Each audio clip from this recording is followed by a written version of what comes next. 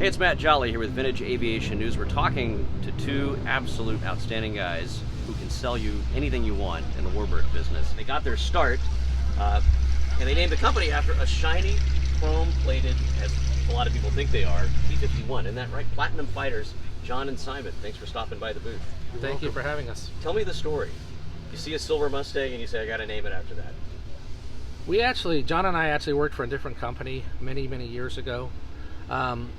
And then he and I left to go form our own company. We were looking, and the one pivotal airplane that we, thought would just, basically be the best airplane out there, be a P-51 and platinum, and just being better than everything.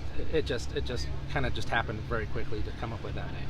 And that's the brand. Yes. When you go to your website, which is Platinum, you want to say Platinum Fighter Sales. Yep. And when you go there, it looks different than anything that's really in the market and has been in the market. How long have you been doing this now? 1st of April 2009, and if we go back to the original website photograph, it was actually a picture of the holding yard at Inglewood with all the shiny silver Mustangs straight off the production line, and that was when we started. And you're handling transactions of all types of warbirds. A lot of people who watch this channel, they're dreaming about owning that first warbird, and a lot of people don't realize there are affordable warbirds out there that are way less than the price in these days, even of a 172, which is hard to believe. And I know you just listed one that's near and dear to my heart. Yes. De Havilland Chipmunk. The De Havilland Chipmunk, yes. Yeah. So yeah, we can start with the smaller, trainers, some very historic airplanes.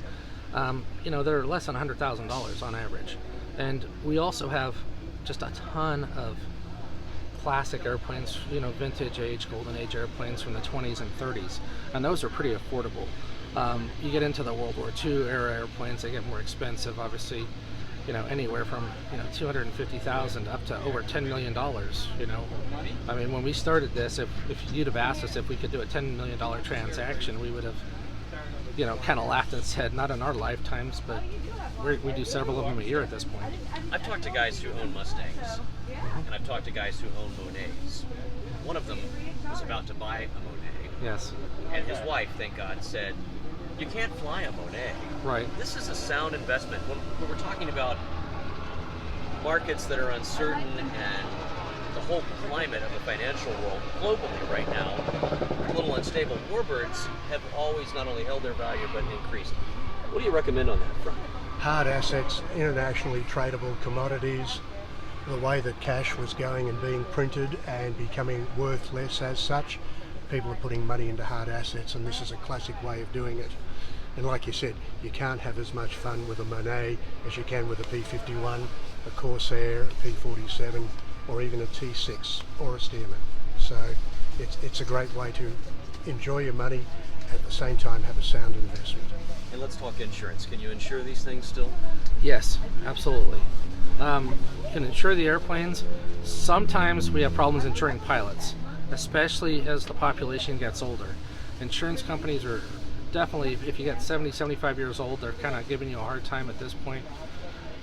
It's something that we're trying to work around and go to different insurance agents for that. Typically it's the same underwriter, but that's about the only problem we have. Airplanes are available, parts are available, flight instructions available, restorations are available, flight training, everything's available.